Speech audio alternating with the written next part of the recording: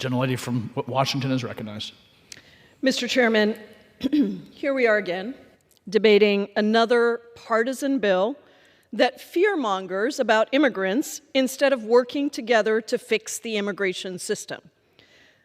I probably shouldn't be too surprised. Scapegoating immigrants and attempting to weaponize the crime of domestic violence is appearing to be a time-honored tradition for Republicans. The Trump administration reversed protections for asylum seekers who were fleeing unspeakable domestic violence in their home countries. And that's exactly what will happen again under another Trump presidency, as described in Trump's Project 2025.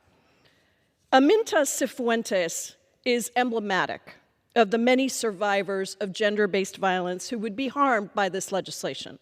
For over 10 years, Aminta Cifuentes' husband beat, raped, and tormented her. He tried to set her on fire. It resulted in her permanent hearing loss.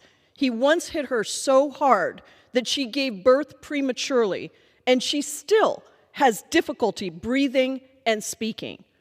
Ms. Cifuentes tried to get protection from Guatemalan law enforcement multiple times, but the police dismissed her complaints as marital problems.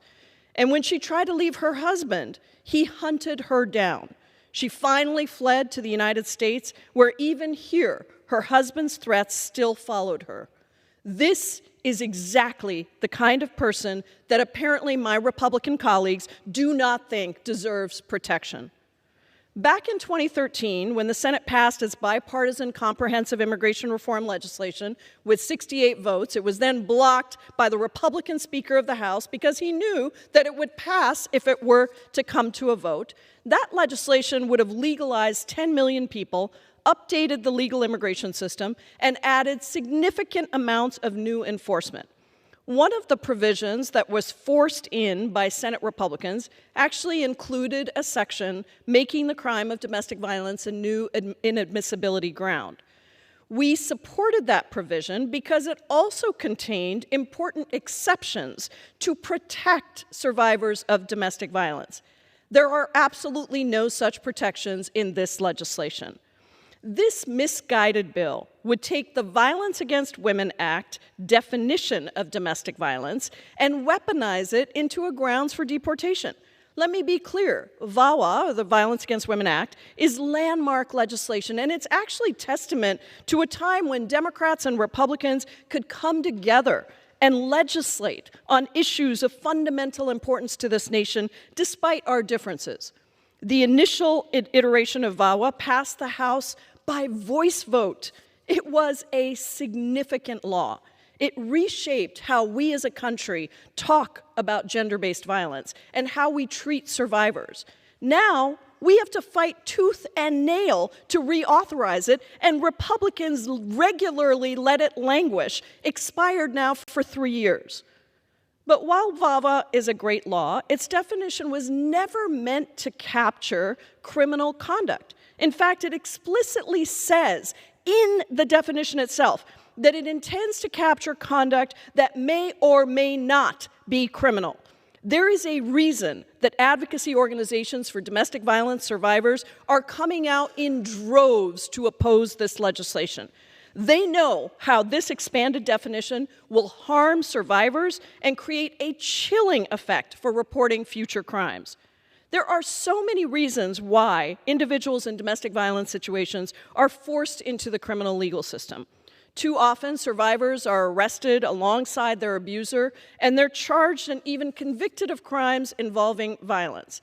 Using this definition makes it more likely that we harm the very people that we want to protect. And in that same vein, this bill also has no waivers or exceptions. Under current law, any crime involving moral turpitude, which would cover much of the conduct in this bill, is eligible for a waiver if the individual can meet very strict criteria. Current law also has specific and important options for waivers for survivors when dealing with a conviction for domestic violence or stalking.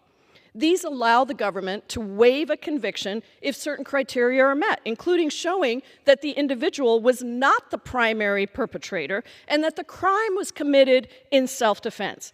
Unfortunately, the Republican majority is attempting to add a new inadmissibility ground, and they don't even require a conviction or include any waivers. This makes absolutely no sense. Gentlewoman's time has expired.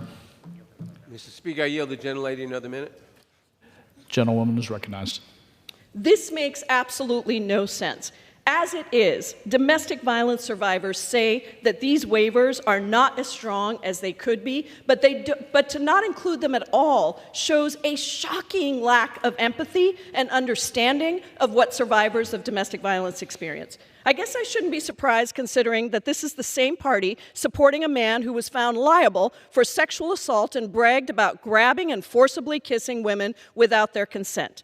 Last week, we celebrated the 30th anniversary of VAWA's enactment, and now, as Trump's Project 2025 threatens to decimate key protections enshrined in VAWA, congressional Republicans are attempting to contort the law to hurt the very people that it was designed to protect. What a disgrace. I urge my colleagues to oppose this misleading bill, and I yield back.